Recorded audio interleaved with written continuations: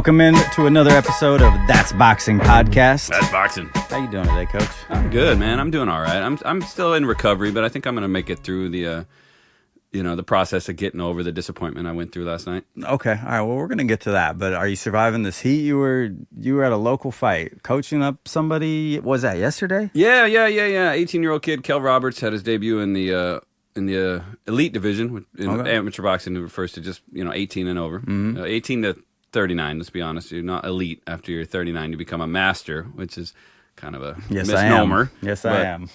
But you know what I'm saying? It was hot as hell, but we got the job done, got the win, and it's nice here in the basement, here in the studio. So yeah, you got the win. Was it like boxing in a sauna? No air conditioning and like a tin shed? Man, it wasn't as bad as I thought it was gonna be, but I came prepared. I had a ice cooler, extra ice. I got ice water. I had towels soaked in ice water to drape over my fighter's head before, during, and after the fight. Kept him cool, and then I used that same shit on myself to keep myself cool. Yeah, and thankfully it wasn't overbearingly hot. I will pull the end swell out of my own freezer sometimes, just if it's crazy hot. Yeah, it was corner tricks, a little ice down the pants, wake you up a little bit. Exactly, yeah. Well, you're fighting heat stroke and the other guy, I guess. Man. It was a good night in the office, though, for sure. It was nice to get the win. Well, I was at home in the basement in the air conditioning eating a plate of brownies, but, let's get into it. Were they flax brownies, like gluten-free? Dude, I have been going to Whole Foods. Well, first of all, because Whole Foods has the self-checkout, which, basically means 25% of your groceries are free. Ooh, wow. Yeah, let's keep but I've been buying these, I didn't really think about it, vegan brownies. All you do is add oil. And I've made them like 3 weeks in a row. They're good. And then I realized, like, wait a minute, I read the ingredients. There's no like evaporated milk or there's no dairy in these things. So I need to take back years of detrimental comments to the vegan community. Hey, man, I don't like going to the self-checkout. I'm like Bill Burr about that. I'm like, when do I get an apron and a name tag? Do I work here? Well, I receive compensation in the form of 20% of my groceries. Well, I guess you're doing the right thing. That's the only way it works out, man, because I'm not trying to be the guy who works at the grocery store. So I feel like if anyone said anything cross to me, I'd be like, well, no, that's what I charge to bag groceries. It's my rate. Yeah, I thought that was clear from when I walked in. Why? I mean, we didn't sign a contract. So. Yeah, man. Well, there's some guys that fought on TV last night that should have probably been bagging groceries, man. All right, we're gonna get to that. I feel like this might be the last episode of the podcast because we're gonna come to blows right here. It's over, dude. Okay, all right. Let's just start. Let's just take a break. Okay. Or take it easy. I mean, and build to the finish here. Well, there were winners and losers, but I think we can agree that's a boxing podcast. Absolute winner, back on track with the picks. Yeah, man. Yeah, we know what we're talking about, We had a rough go last week, missing all of our picks, but we hit this week big time. And I run through the competition just to see what not to do, and everybody had Shakur with the KO. Crazy, in our opinion, crazy pick. I mean, we were texting about it, and it's like, yeah, heart says KO because it's kind of what you want to see for the guy and for his career and his last fight, but. We'll get into it, but we hit it right, and we know what the fuck we're talking about. Why listen to anybody else? Absolutely, man. The UD was clearly incoming, weeks ago, months ago. It's what the guy does. Yeah. Well, all right. We'll start with on the undercard of that fight, of the top-ranked card. Let's do the Bob card. Abdullah Mason, we called the pick.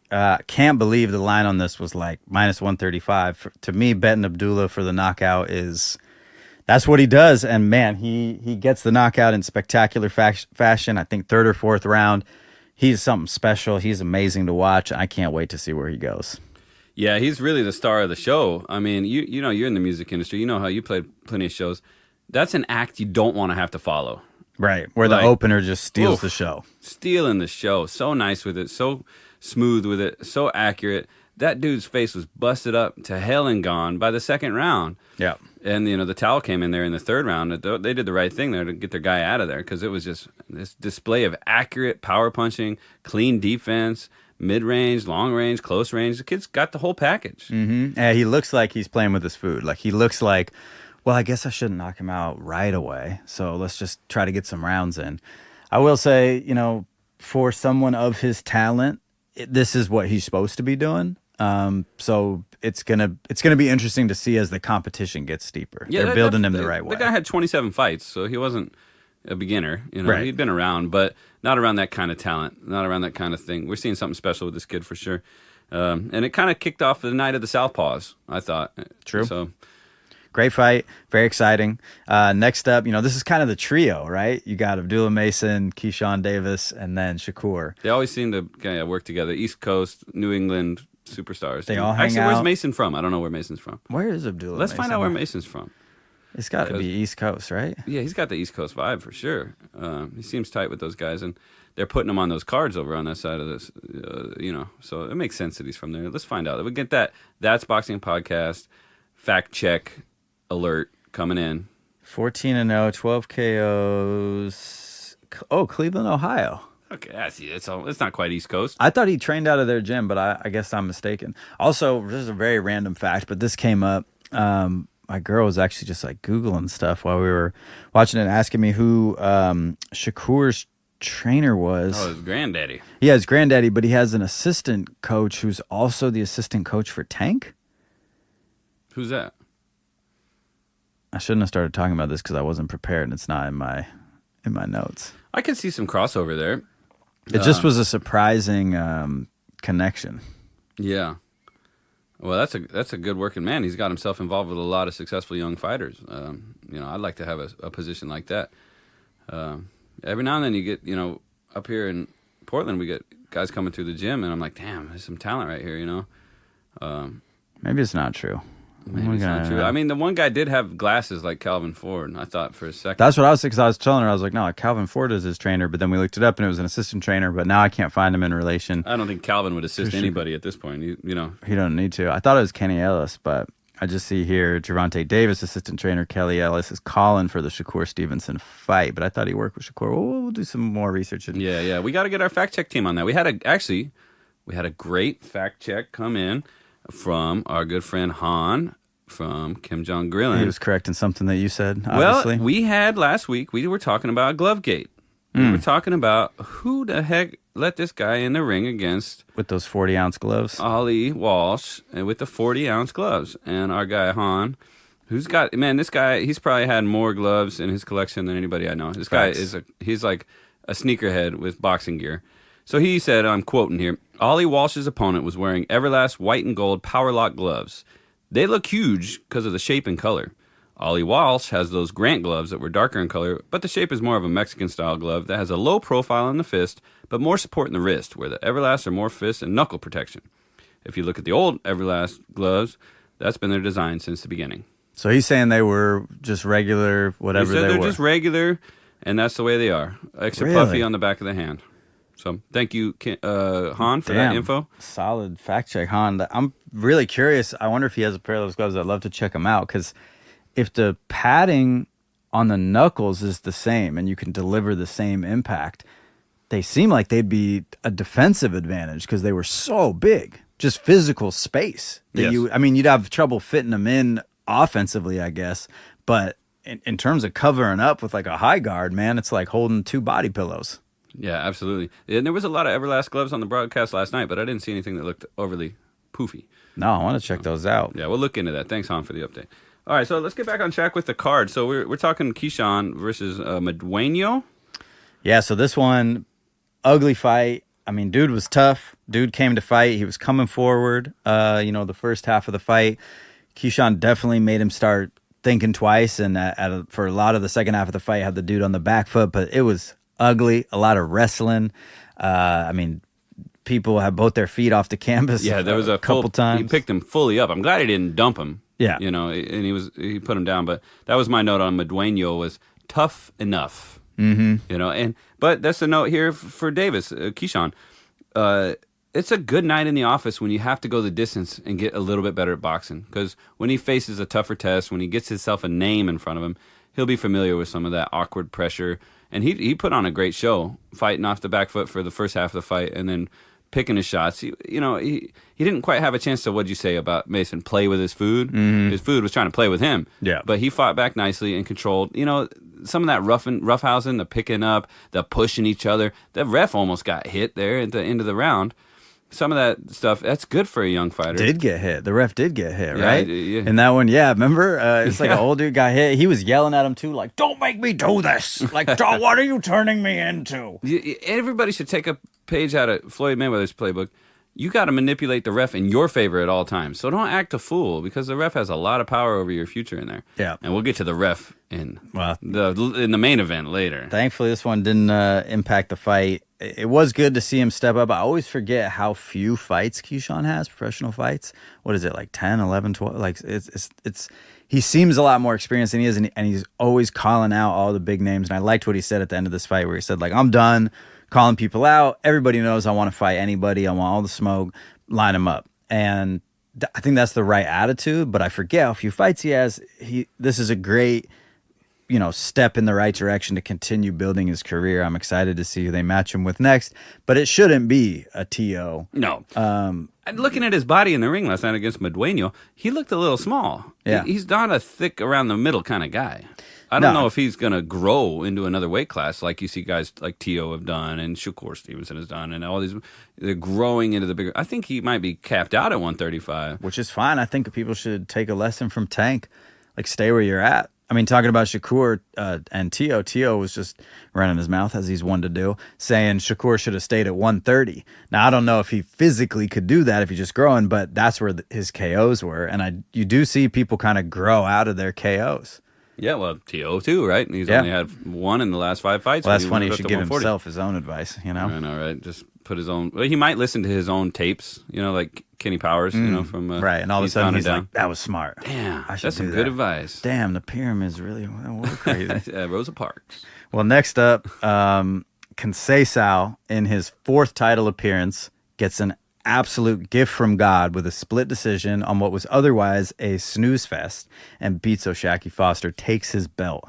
Yeah, wow. So here's how this went down for me. I get done, wrap up the fights here at the local fight, jump in the truck, and I'm going to give a shout out to a YouTube channel, Boxing Gyms. They have a live commentary rolling. So I pop it on, put it on the Bluetooth in my truck, and I'm driving home listening to them talk about the fight. So I'm gearing up to get home and turn the TV on. So I'm not missing too much. And it's right when that fight's starting. And they had to kind of stop talking about the fight and start talking about other stuff. And they were just talking about this and that. And occasionally one of the guys would be like, oh, nice counterpunch there. Right. And then they'd be like talking about this and that. And I could tell, okay, I'm not missing a whole lot right now. So when I got home, I popped on the fight. It's probably around 6 or something.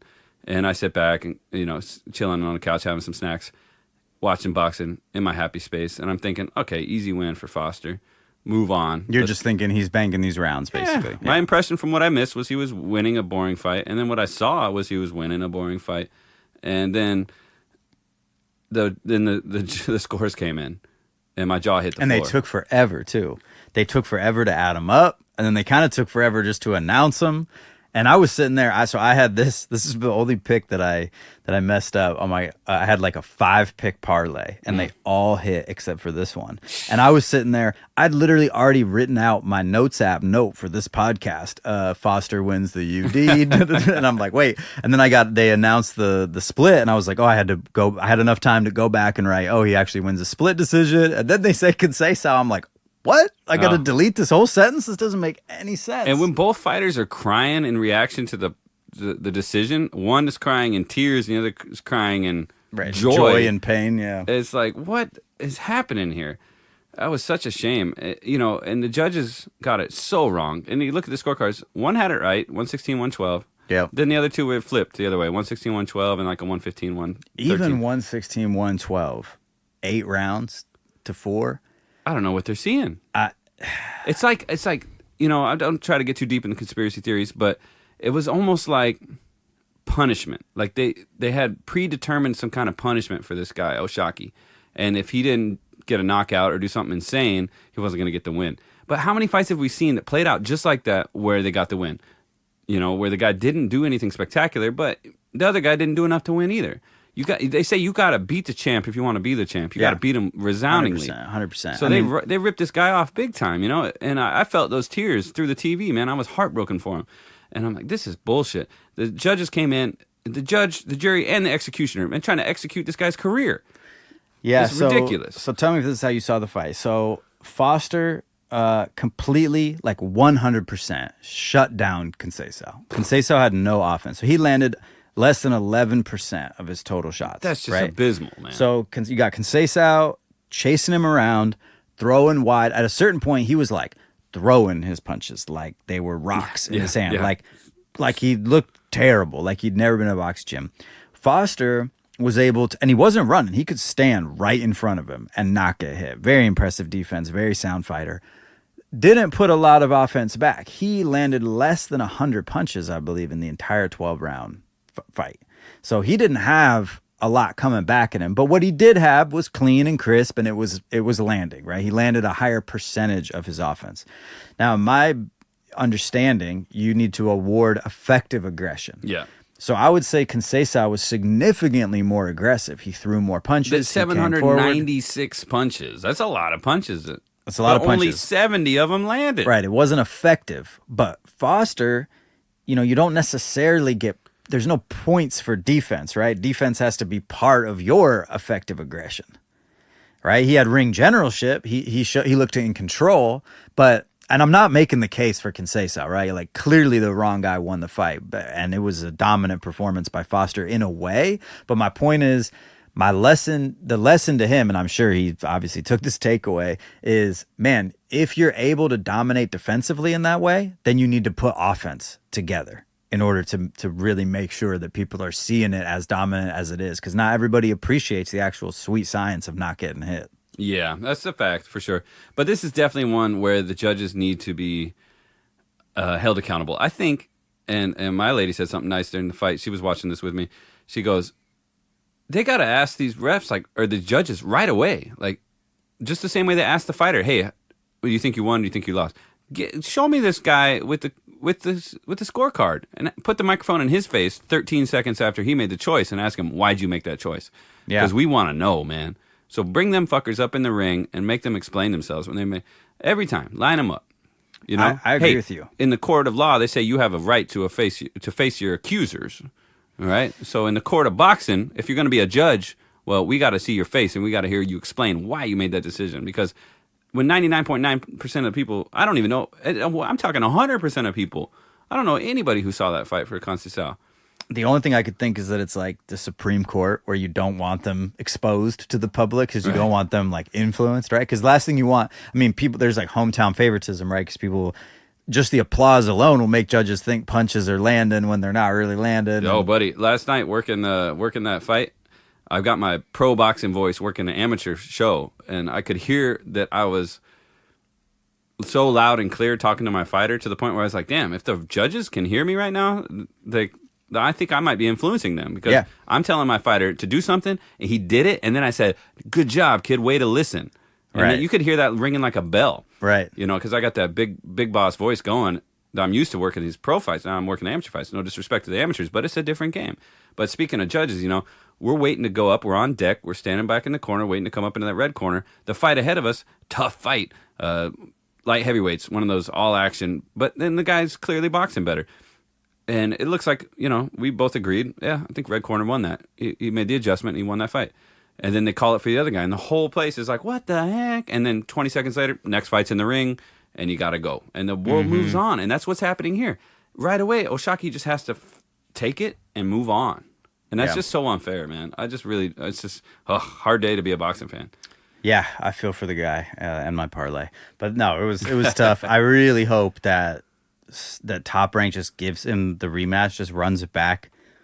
Honestly, right away. I mean, he took no damage. He could probably do that fight next weekend. Yeah. And obviously on one hand, Conceição's been around for a long time. I'm not mad to see him win a title, but there would be some retribution in just having him.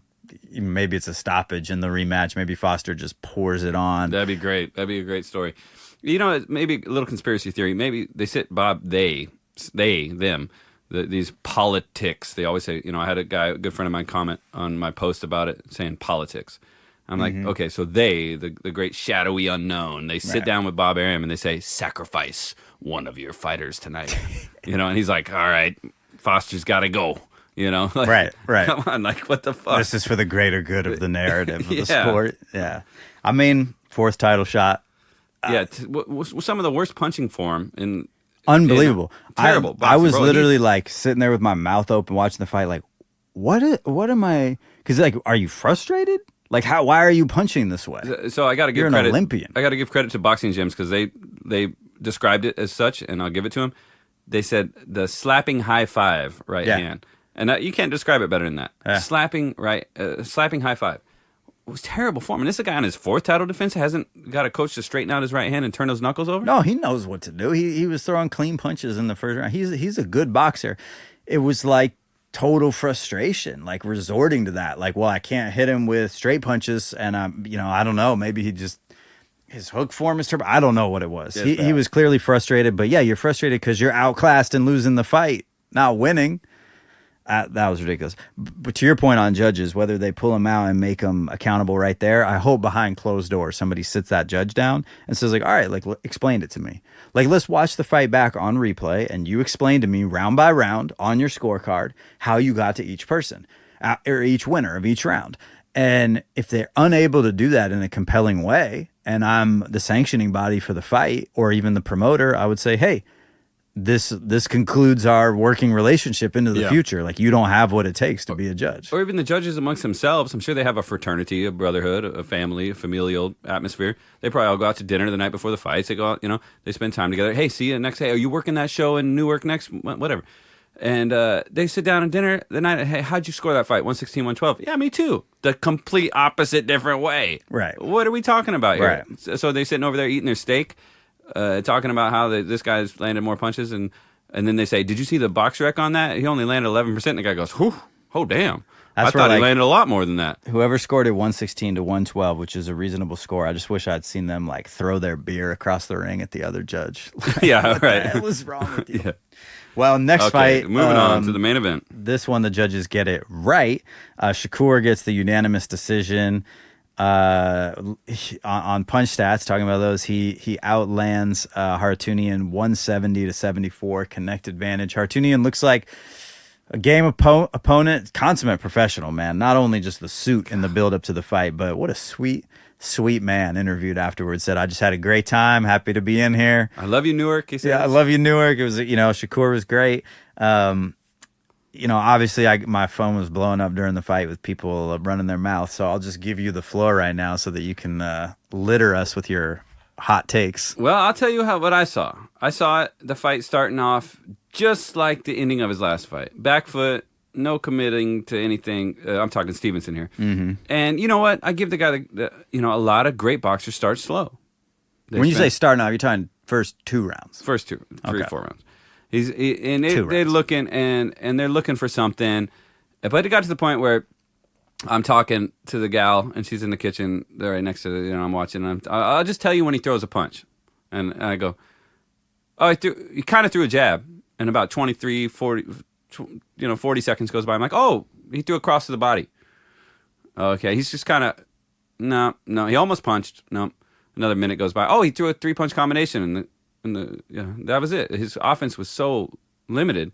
And, his defense is impeccable. But it's easy to be a defensive master when you don't commit to throwing any punches.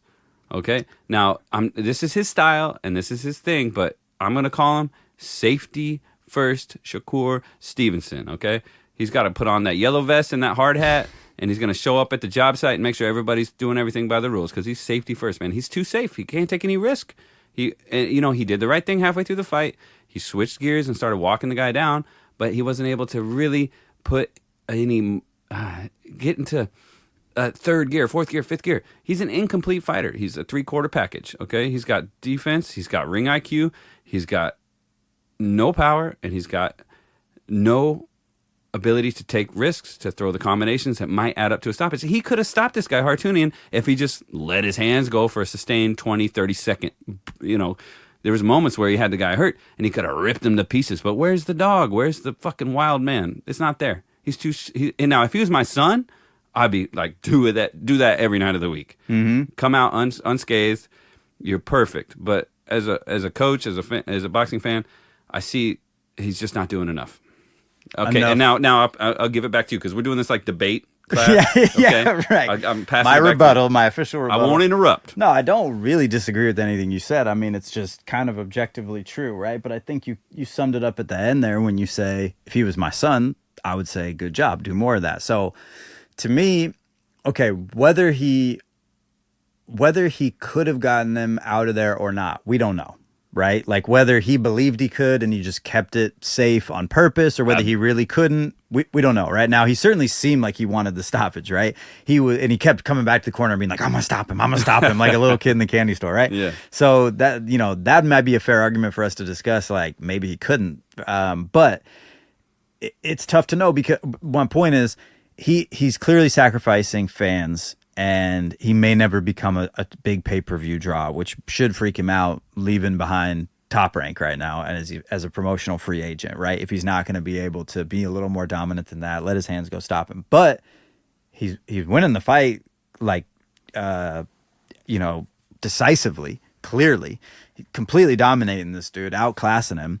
That's kind of all you need to do. Win fights. And, he said something at the end that I thought he was critical of his own performance, which I thought was good. I mean, he was like, I need to get better cutting the ring off. I need to improve my offense. Like he knows boxing and he's self-reflective. But, and this is the counterfactual that I want to find the answer to. He said, I rise to the level of my opponent. So you're not going to see me basically put stuff together. You're not going to see that level of offense unless I need to do it. So case in point, let's say you and I jump in the ring right now and we say, okay, coach, you can throw 4 punches. Like let's say Shakur threw 4 punches or landed 4. You can throw 4 punches this round. I'm going to be on you, man, or vice versa. I could throw 4 punches. You're going to be beating the shit out of me, right? Mm-hmm. There's no way, because my defense is to get at least some modicum of respect and throw some offense, right? He puts together the offense that he needs to put together to absolutely win the round. Everything else is just like of secondary importance.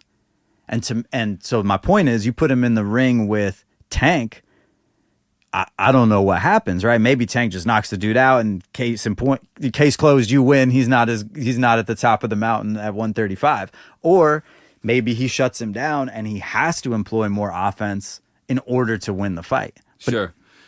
Good argument, man. Great points made. I don't like that whole rise to the level or fight to the level of your competition thing. I think that's like, what if Abdullah Mason would have done that? Mm-hmm. Right? And won every round? Yeah. Hats off. He won every round. Yeah, but this is boxing, like you're not supposed to, do the bare minimum. You're supposed to do the maximum. All right, but what does that mean? Maximum damage, maximum power. Are you? Okay, so tell me what would Loma have done in a situation like that? Loma, a complete fighter, especially in his prime, which I believe he's past. He would have done the same amount of defensive mastery, and he would have put more offense together. Probably. He would have maybe not stopped the guy. He probably wouldn't have had as good defense. Because he takes risks. Yeah, but is that better? So let's say, yes. Pretend like we just watched Loma fight Hartunian. Okay? What if a guy was too afraid to hit a slam dunk, so he never jumped off the ground? You got to get in the air, motherfucker. If you want to hit that slam dunk. He wouldn't be exciting, but if you put together championships, then what?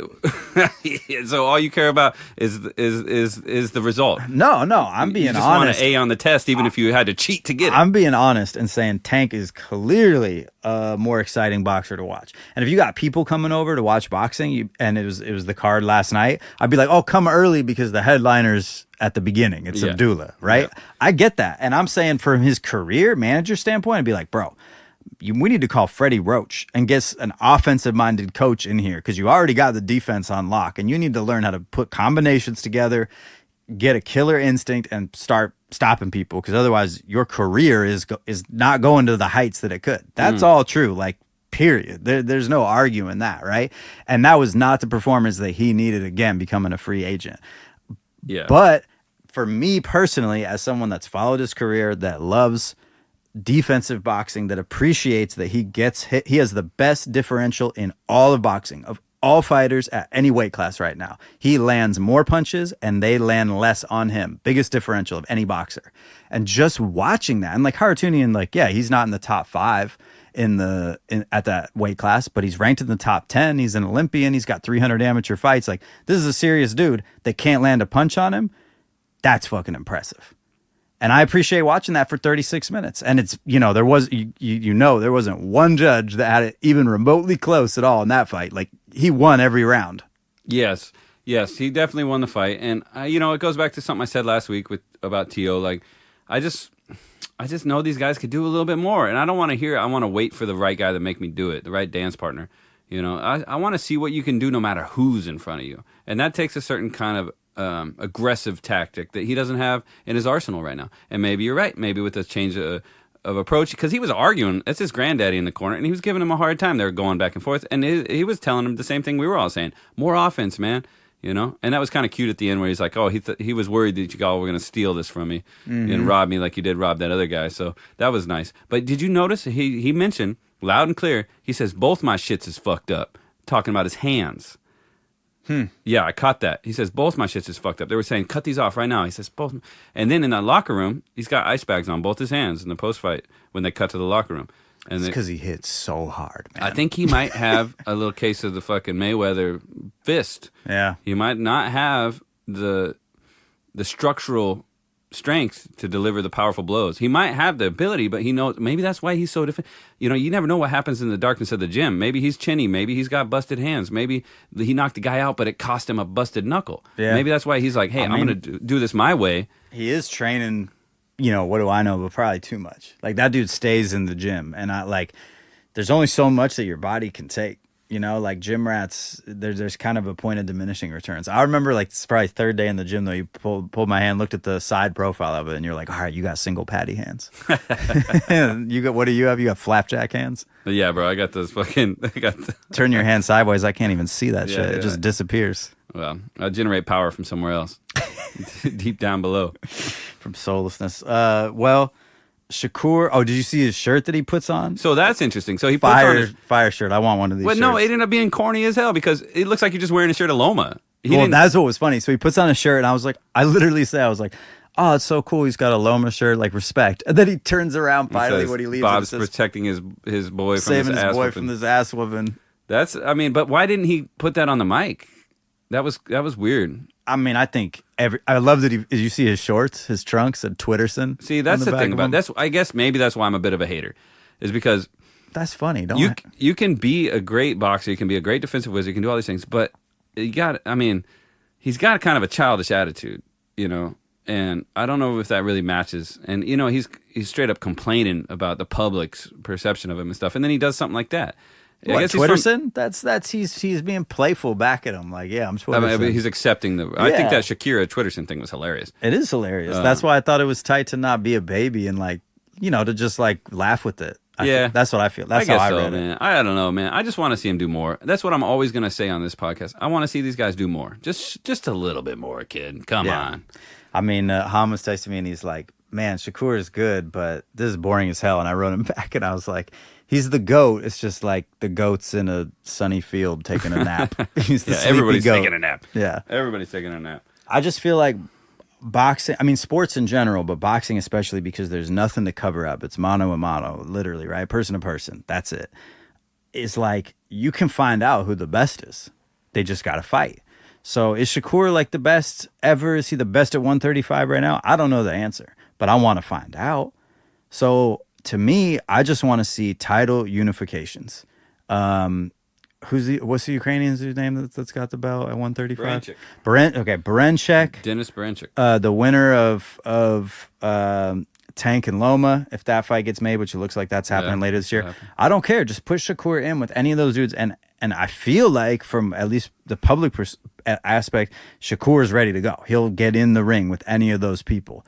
So let's just make that happen. And if he beats all those people, now we got to answer to our conversation, because he's not going to beat them with the lackluster offense that he had in the ring there. It's going to take more than that to keep Loma back, or to get some respect with Tang. And I think he'll figure that out. But yeah, that's what I want to see. In a perfect world, we're going to see Loma Tank, and then we'll see Barenchik versus Stevenson, and then the winners of those fights will face each other, and we'll say this was the best guy in his time at the weight class. And if Shakur wins both those fights, then you're with it. Then you could say you got it done. Yeah. Then you're with it. He's the best at 135. He figured it out. But it's going to be a hard night in the office against. You can take Barenchik, I think. I wouldn't bet against him on that one, but I wouldn't put $1 down either way against him or against Loma or Tank. I can't even make a pick on those. Those are great fights. Just all heart. No, I can't put my head into that at all. And think logically. I'm just going to be so emotionally invested in that shit. So I don't know, man. It was an interesting night. Boxing fans are not going to unite behind that kind of performance. No. Boxing purists are going to respect his abilities, respect his efforts, but it was supposed to be his night to shine, and his own crowd is booing him. Yeah, I mean, I can't argue with any of that. The thing that I would just say to anyone listening to this podcast, to the boxing world at large, is be careful thinking it's KO or bust, because it's easy to think that every fight, but if you zoom out, you see that people say that every freaking fight, man. Last week, it was like, Tio's got to knock this dude out or else. Now, Shakur got to knock this dude out or else. We're going to talk coming up about Avanesian Boots, and we're going to say he's got to knock this dude out. Or it's like, no, the sport is not knocking people out. It is sometimes the sport is winning the fight. And if people are winning fights, they're winning fights. Someone's got to take it to them and beat them in the ring by knocking them out or by winning enough rounds on points. That's why there's two different methods of victory. And there's different fighters, man. Shakur is not a knockout fighter. He's not, especially as he gets bigger and up in weight. He's not a knockout fighter. We should talk next about the DAZN card with Zepeda. That dude is a knockout fighter. He's not going out on his shield. He's going out on his sword every time. And if he loses, it's going to be being overly aggressive, overly offensive, looking for the knockout, because that's how he fights. And if you like that, respect, man. I like that too. Deontay Wilder's one of my favorite boxers. He's basically the opposite fighter of Shakur, but just appreciate both and don't get it twisted. And if you're falling asleep watching a defensive masterclass, probably generational talent, we'll say at the end of it, maybe don't watch that fighter. That ain't you. All right. So if this was the debate class in high school, you would have won. That was beautiful. That was elegant, eloquent, very nicely stated. And I can't argue with any of that. I mean, that's real nice work there. Nice work, Dust. But let's talk about Zepeda. Did you watch it live? I didn't watch it live. I ran it back right afterwards. Okay, yeah. I watched it just this morning, actually. Speaking of, just real quick, important note, Apple TV. Jesus, man. Can we make the fast forward easier? I got to hold down the little side of that remote for like 15 minutes to go 3.5 hours in to get to the end of this fight on DAZN. You're killing me. I got carpal tunnel syndrome. First of all, who uses Apple TV? And second of all, who uses DAZN? I don't know, 1 billion people on the planet? What are you talking about? What are you... Bro. We can't all be black hat hackers. No, I just watched it on YouTube, man. Just the full fight's available on YouTube. What, like immediately after the fight? This morning it was. Yo, you're talking last morning. night? I watched it 2 seconds after it aired, man. I'm a card-carrying subscriber to DAZN. Well, that's good, because when Eddie Hearn comes on the podcast, he's going to know at least one of us has been paying for his service. One of the most economic streaming platforms there is. Hey, he doesn't pay for his groceries, but he pays for his boxing. Well, I pay for 80% of my groceries. The rest is my bag fee. Okay? I've been very clear about this. All right, Zepeda. So you ran it back on YouTube. Very interesting fight, man. Zepeda goes in there, stops Cabrera, I think in the 4th round. Dude, third round, man. He got him out of there quick. Swarms him throws the most punches in boxing. I think up close to 100 punches average per round.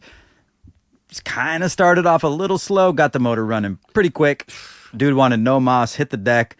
What, you saw him? He got up at 9.5. He didn't want to get up. Pretended like, what? I was ready to go. Oh, man. Yeah, what an embarrassing performance by Cabrera. Now, our original pick here was that Cabrera hadn't been knocked out, and he hadn't got knocked out by Cruz, and he hadn't been down, so he wasn't going to go down. But then I saw he missed weight, and I'm like, okay, something's going on here. So I switched my pick there, and I got it wrong. I thought it would come later. I thought he was going to be savvy enough to stick around, past the halfway point, but he didn't even hardly get through the first quarter of the fight.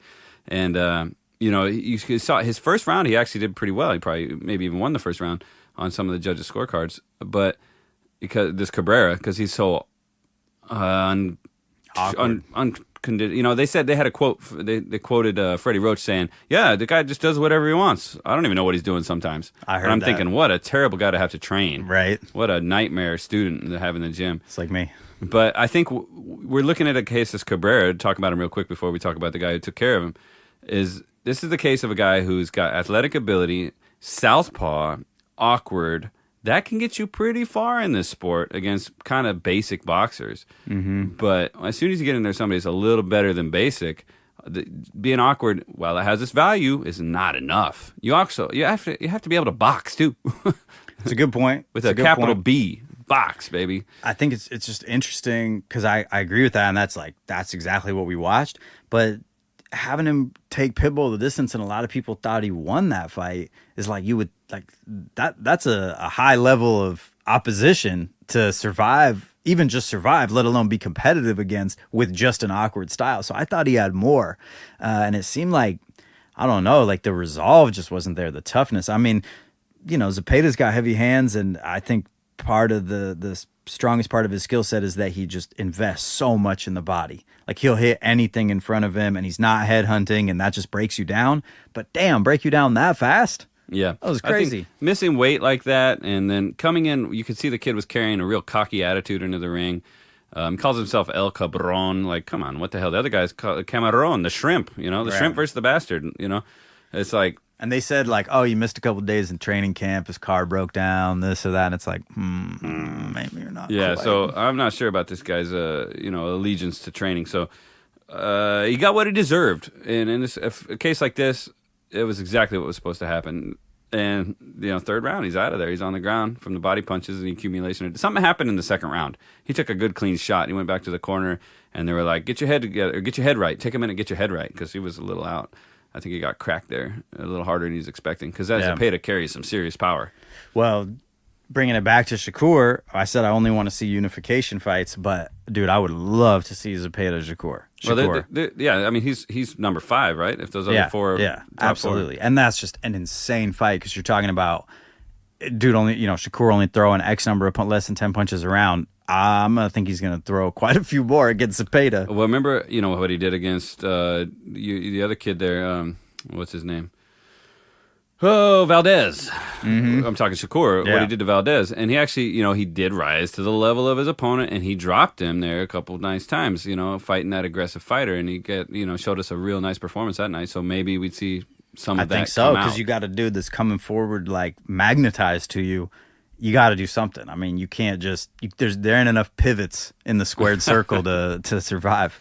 So hats off to Zepeda, man. Great fight. I ended up just putting it on the stoppage, and that was impressive. I don't mind if we never see Cabrera again, unless he comes back with some actual boxing skills, and some discipline and heart. Yeah, sorry, I don't know. I almost never call that out, but that was whack, man. And like when you see a Freddie Roach fighter, it's got a certain stamp on it. It's supposed to be a good night. It's supposed to be a proud fighter. It's supposed to carry the tradition of his gym and everybody that came before him. Obviously, he's got, I don't know, probably more legends, world champions than anybody else. Mm-hmm. And then to put on a performance like that, it's just embarrassing. Yeah, well, I think they should drop him and he should take Shakur. I think Shakur getting coached by Freddie Roach is like a wild idea. That would just be nuts. Talk about grabbing a coach that's just like tailor-made for your weakness, or tailor-made for the thing that the opposite of your skill. Yeah. I don't know if it would work, man. I mean, East Coast, West Coast. That's why it's interesting. So much difference in that. I think the kid's got too much ego. But that's my prediction. I think he might be borderline uncoachable. Shakur? Yeah. Borderline uncoachable? That's just my gut. Damn. That's the way he was talking to his trainer that night. Yeah, it was his granddaddy. Yeah, well. It's a familial affair. Yeah, I suppose. He's got Bud coaching him. Bud was there, looking nice. He was wearing the outfit. That was a good-looking tracksuit they had on. I was kind of eyeballing that. I was like, oh, was that Box Raw? Yeah. I might have to pick that up. And then you go look at the website, and it's like a $200 jacket. And you're like, maybe we'll put that on the Christmas wish list. That's almost a year of DAZN, I think we know how you feel about that. Hey, I spend my money where it counts, all right? Yeah. I don't even want to take a gander at that. Well, let's run through boxing news real quick. Yeah, let's hit the news. Couple things. It looks like the Canelo lottery is down to 2 contestants: Berlanga or the elder? No, the twin Charlo. I wonder. Technically, one's probably born first, right? They can't come out at the same time. I don't really know how that works. Yeah, one shoots out first, and the other. Let's say elder. Seems like the elder. Okay. The crazier. Sure. Both terrible fights. Both awful fights. Both easy wins for Canelo. Yeah. Canelo, maybe, I don't know, fight somebody better. I think we should call him by his rightful moniker from now on, the Canelo. The Canelo. Right. So I think the Canelo should definitely not fight either of those guys. No. If he wants to make a legacy statement. I think at this point, the Canelo should probably put on one more big bomb fight and retire. And who's there for him to do that with? I don't know. But the Canelo certainly isn't going to sell a whole lot of tickets fighting another Charlo. Yeah. Yeah, I mean, Benavidez is kind of the last person for him to fight. Awkward. Okay. In other news, Ryan Garcia is a racist and goes on a tirade that's probably equal parts depressing, but also just insane. I mean, can you really put any stock in what he's saying? And he gets banned by the WBC, I guess, for life because, you know. Ugh. I don't know how much longer his life is going to be lived. True. The way he's living, man, he's got to get his family made a statement about it. I heard like 10 seconds of this clip of him dropping the N-bomb and some other stuff, and I'm like, bro, this is not it. This is terrible. And Caleb Plant, you know, a good honest black man is just going to kill him. That's that's what's coming up. And I'm ready. I'm here for it, honestly, at this point, man. I'm so sick Caleb of him. Caleb can represent the community. He really can. Caleb Plant is... He's a real one. He's going to slap the shit out of you when he hears this, by the way. What? I'm putting respect on Caleb. Dude, I love Caleb Plant. What are you talking about? Oh, man. Oh, dude. Yeah. Ryan Garcia, sad state of affairs. You know, I didn't watch it, but I saw a highlight this morning of his brother getting KO'd by who Amado also Vargas. missed weight. It's like, dude. He missed weight and gets KO'd. But he ended up getting KO'd. But, man, that's a sad state of affairs for that kid. You know, we talk about it a lot, and I just hope he gets his shit together. But at this point, he might need to go to rehab on, like, Mars or something. Like, there's no place on Earth that's safe from his bullshit, because the internet goes with you wherever you go, and he seems to be, you know, him and the internet just don't get along. Yeah. I mean, obviously I've got quite a spectator's view, as most of us do, but from what I can tell, it's just like it's another one of those situations where there's nothing worth saying other than this is a mental health crisis and it needs to be taken seriously, and someone should address that that's close to him. And that's it. I mean, it's fascinating to discuss because it's, you know, the Real Housewives, but come on, man. Dude needs a hospital, needs a doctor, period. Yeah, and I really don't want to see him on any boxing matches anytime soon. Stop it. And not even about the drama. He doesn't deserve it or whatever. It's like, no, it's not safe. No. You know, for him to mentally be in that position. No. Maybe he's got CTE, early onset. He had a lot of fights as an amateur. He's been fighting his whole life. Yeah. But I don't know, man. Some people just, you know, susceptible to those kind of things. You add in the drugs and alcohol and the ego, and, you know, he's surrounded by a lot of people that are just supporting that lifestyle. It's just terrible, man. Yeah. All right, well, where are we at here? This is a sturdy episode. Because it's July and we're halfway through the year, I thought it'd be cool to take a minute and just reflect going back over the year so far, 2024, and just pick maybe our fight of the year and KO of the year. And then we'll obviously do another, when we do our year wrap up in December, we can kind of go back to this one and compare halves of the year, because boxing's kind of been on fire. Well, I thought I got fired because I didn't agree with you about Stevenson. You don't get fired. You're just wrong. Oh, it's okay. But can I quit? You can quit. Okay. Yeah, just admit defeat. Just roll over. But I don't want to quit. I want to. Okay. Well, then you better stay and lose more. I don't know. You know? Hey, man. Well, that's my fight of the year, was for sure Shakur Haratunian. No, okay, give me the list. What do you got? Well, this was just like off the top of the dome. I came up with, recency bias, but Bam Estrada. Oh, great fight. That was great. If it would have gone like 3 more rounds. Yeah, true. It went too soon. To me, anytime both fighters get dropped, that's a great show. It's like, a great okay. Show. Just because of the all the fake blood that was used, Zoo Fundora. Yeah, I got that. Crazy fight. Haney Garcia. I mean, drama, but it was a crazy fight. Pretty interesting too, in terms of it was actually really close. Breaking rounds. I got point deduction. I already got it. If this isn't on your list, I'll be disappointed. Hold on. Let me say it before you say it. Okay, all right. Fury Usyk. That's the last one of my. Of course, and it should have been. And that's my vote. That's fight of the year. I gotta agree with you. All right, we don't even need the rest of the list, but in a way, and then a sneaky candidate on here. I think people probably forgot about already, but Ball Ford. Okay, what are you talking? Inouye versus Fulton? Fulton. Yeah, that was great. That's a really close runner-up. That was a great fight. But Ball Ford, man, come on, that was a great fight. You just like those short fighters for some reason. Well, yeah, for some reason. I don't know why. Yeah, I'm sitting here at 5'7" with your looking at your flapjack hands. All right, so we're going Fury Usyk as the fight of the year. And you know what? That's gonna be hard to show up. Maybe they can do it again. Yeah, what if they sweep it and they get the first half and the second half? Oh, damn. They just might. They could. They just might. as long as Usyk wins. If Fury wins, I refuse to even acknowledge it as a fight that happened in the latter half of the year. All right, so first half results are in Usyk Fury. Look into the second half of the year. Let's do the KO first. Then I want to know one fight you're looking forward to. Okay. KO of the year, Robeisy Ramirez with the amazing uppercut last week. That was nice. That was pretty good. Oh. Okay, what do you got? I was going to guess what you got on the list. Okay. Inoue's most recent win? Yep, I got that on here. Who was that kid? What was his name? The disrespectful Mexican? Yeah. Luna?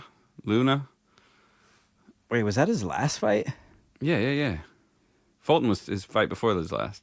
I know, but was he Mexican? I thought so. He's not Mexican. Yeah. Really?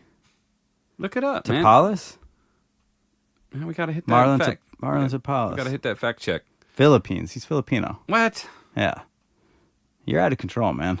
Oh, my God. Calling Caleb Plant white. You're calling him Mexican. It's dude, messed I'm up. colorblind, dude. I don't see nothing. Tank and Frank. Yeah, Pretty solid KO. that was a real nice KO. But the guy, I mean... Bam Estrada. Oh, I love a body punch. Okay, how about Joshua Ngannou? That hardly counts. That was a big man getting folded like a paper crane. Okay. Well, buddy. But that's like Anthony Joshua going down to punch the guy that works at the ice cream shop, you know? Yeah, I'd probably put that on this list too. Sounds good. Fold that guy up too. Ngannou, man, wow. Heavyweight knockouts, there's nothing quite like that. That's what I'm saying. That was a good fight. I got more, though. All right, keep them coming. Munguia Ryder.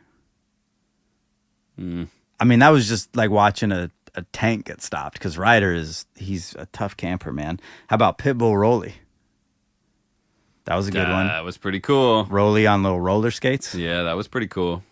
But I got I got two more. Dude, these are good. Sleeper candidate, Barroso Davies. Do you remember that one? When Barroso gets his get back after the bullshit stoppage with Rolly? I bet the KO on that fight. I turned it on. I think it was in the first round. It was like 45 seconds in. He KOs him. I was going absolutely crazy. We could call that like redemption of the year. Yeah. For sure. That was redemption wild. of the lifetime for that guy. And then my last one on my list, Ford Kalmatov. Do you remember that one? Ford, that's how he got his title in the 12th round. Wow, that's a really dynamic list. I mean, we could say like one punch KO, knockout, clean. I mean, I'll give that one. So I got categories. One punch, clean knockout. Robeisy uppercut of the world to all times. Okay, we'll give a body punch KO to Bam. Mm-hmm. And then we'll give, I said the redemption upset to Barroso. So we'll give, is there one that was surprising? I get surprised with a KO. Ford Kalmatov, that was definitely surprising. And that was not only surprising, but really, what's the word? Like, it really changed that kid's whole trajectory in that one moment. Impactful, right? Yeah, like impactful. That doesn't happen. Everything's different. It wasn't just a KO. Now all of a sudden you're the world title holder for a while. Yeah, for a few months. Yeah, until you decide. He's moving up in weight, though. I don't want to hate him. You know. Well, that's a great list, man. I mean, we've had a lot of great action this year. Boxing has been on fire. Firing off. Fire. Yep. All right, so looking forward to the next half of the year. Just what's one fight you think might make one of these lists other than Fury Usyk 2? It'll be one fight. We'll take care of both of them. Mm-hmm. It'll be both the fight of the year and the KO of the year. Bivol Beterbiev. You got it, champ. Boom. It's going to be the fight of the year until the ninth and a half round. Ooh, 9.5. Okay. When Beterbiev finds him. Artur is going to throw some kind of slapping, rolling overhand ear shot that's going to knock the equilibrium and take the legs out of Bivol. Mm-hmm. And then he's going to unleash a fury assault that's going to bloody him up and back into the ropes, and there's going to be a stoppage. Ref just runs in and ref's waves come it off. running like, oh my God, this man is beating this dude to death. Yeah. That's my prediction for that fight. And then Bivol fights Canelo and retires. Great character arc. Yeah, that's the end of it all. I'm trying to think if there's another fight that really stands out to me. I think Tank Loma, as much as we've talked about how almost terrifying it is to think of an aging Loma who's such like a superhero character fighting a dude that just cracks, man. Yeah, he's a superhero all his own. Yeah. Yeah, that one I'll be definitely watching with my heart in my stomach and my throat. I'm going to be hurting to see somebody get hurt there. But that's boxing. I'll watch it. I'll root for them, and I hope they both put on a great performance. But that could be a fight of the year too. Yeah, I mean, legendary names in there. If they get that going November, December, that could be really good closing up this year.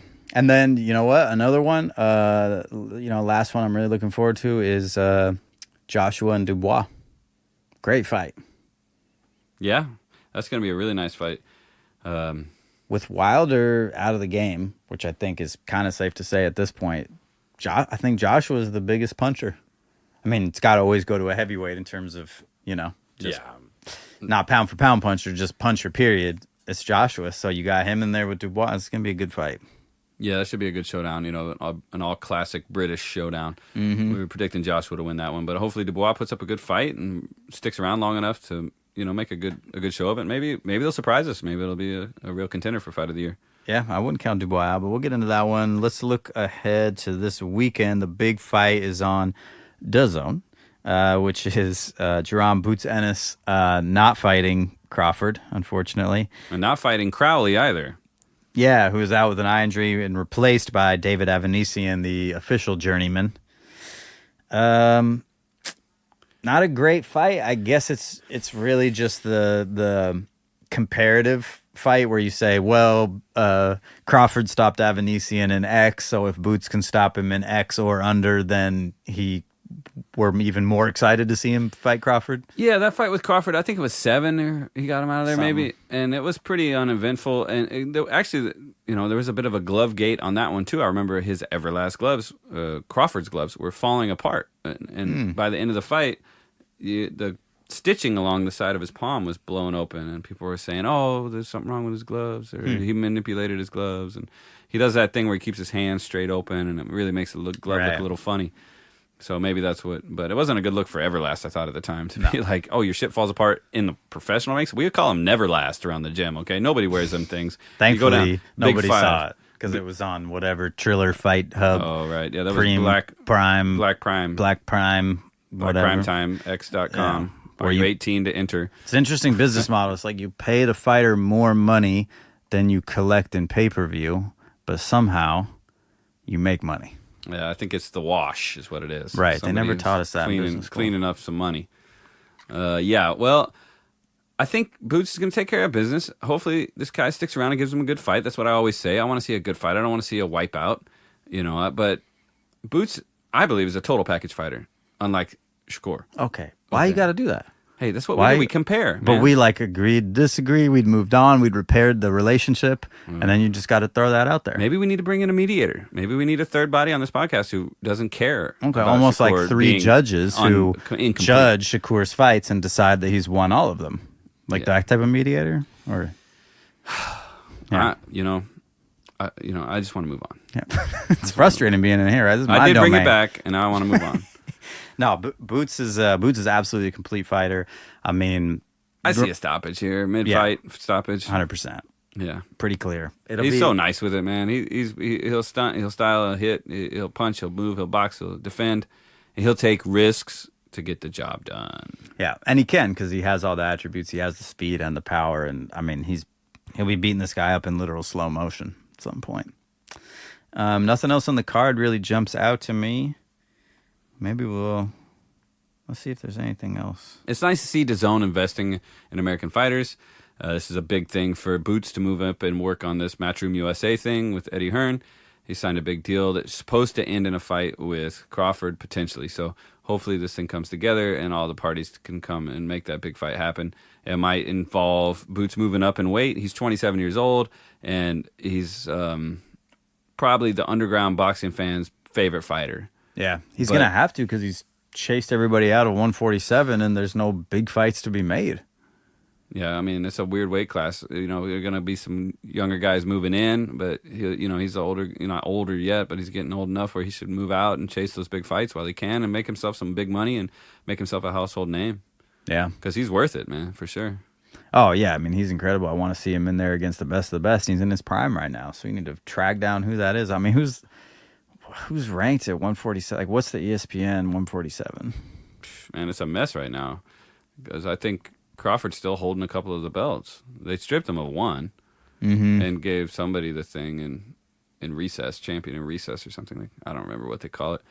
Too much politics with that, but 147. You got Boots. You got who's that kid?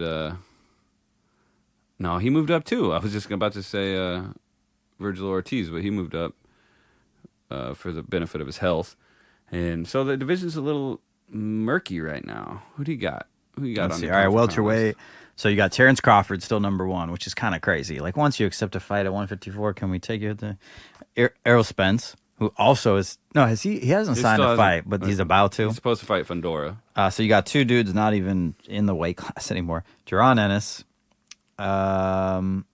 Stanionis, Mario Barrios. Oh yeah, that's right. Crowley. Wow, number 7, Connor Ben.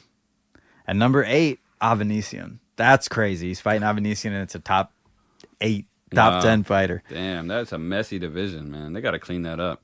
They got to do like a super series or something to clear this mess up. They haven't done something like that in a long time. You know what's sad is Stanionis, Barrios, I would take, but I would. Well, maybe I wouldn't. I was gonna say I would. Sadly, be most excited to watch Boots at Tio moving up to 147, but I don't even know if I would. I think Barrios Boots would be a great fight. Barrios Boots would be a good fight. Stanionis Boots would be a good fight. Obviously, Crawford or Errol Boots would be an incredible fight. Yeah, but they're moving on. Yeah, tough for Boots. I think he's got to move up to 154 and look to make fights with Zoo. That'd be an amazing fight. Fundora, Madrimov, Virgil Ortiz, Erickson Lubin. That's where the bodies are at, Those are all great fights. It's funny how weight classes go. You remember once upon a time 160 was a big deal, with Gennady Golovkin and the Canelo. But now it's a dry division, and at 147 when it was Mayweather and Pacquiao and all that, it was the place to be. But now it's a dead division, and so it's now we're talking about some of the best guys on the planet. 115 pounds, Bam, Bam putting it on, or Inoue 122 pounds putting it on. So, the boxing has really mixed it up a lot lately. A lot of southpaws, a lot of weird weight classes. It's been great, man. Really showcasing a lot of talent to the whole world. And hopefully Boots has a chance to show who he is, man, because he is really something special. And we're looking forward to the fights this weekend. Yeah. He's a talent. Oh, man, it's exciting anytime he fights. So, can't wait, and we'll have our picks and predictions now that we're back on top of the world. Until then, anything else we need to talk about? Well, give a quick shout out. We're looking for a social media manager to volunteer their time to help us out and post 4 times a day, every day, for the rest of their lives for free. Yeah, that seems like a pretty amazing offer. How could you turn that down? Well, you get to we'll pretend to be friends with you too. We will absolutely pretend to be friends with you. We will tag you in one post annually. Yes. We'll invite you to one fight a year. One fight per year in my basement. You will make the vegan brownies. I will steal them from Whole Foods. Yeah. And everybody else, while you're getting hungry, you got to hit up the new Kim Jong Grillin location in Happy Valley. Woo. Check his socials. Kim Jong Grillin, he's got a new spot. He's got this thing called the Honnold McDonald that looks absolutely delicious. And I got to go try it. I might go to try to swing up there tomorrow. Hell yeah. Honda man. Go support. And that's it. All right, man. Go ahead and make sure you follow us online, all the socials, and like, subscribe, give us a review, rate, and all that stuff. Share, thumbs up. Give us a rating, man, on Apple. We need more reviews. I know my son, he listens to the pod, and he's on here sometimes. You guys heard him. He said, Dad, you got the highest rated podcast. You're 5.0. One review. Like, all those other ones are like 4.7. I'm like, hell yeah, son. I'm the best. I think we know that. Yeah. I want to go head-to-head on picks. That's what I want. I want to get big enough so that Mannix and all these dudes will just go head-to-head with us week in, week out on picks because I don't want to run. It's crazy how many picks these dudes get wrong. I'm like, how long have you been a boxing commentator, bro? Yeah, well, like Shakur by stoppage? They got the insider info. They'll be like, oh, well, that guy, he's going to miss weight because he actually hurt his... I'm going off nothing, bro. Blah, blah, I'm blah. going off Twitter. I'm going off boxing knowledge. Yeah. That's how I make my living. Factual. I guess that is how you make your living. I thought that is literally boxing. Yeah, that's boxing. That's boxing. This has been boxing. This has been boxing. That was our first rough draft title of our podcast. For those that don't know, this has been boxing. All right. Well, until next time, I'm Dust. I'm Coach, and that's boxing.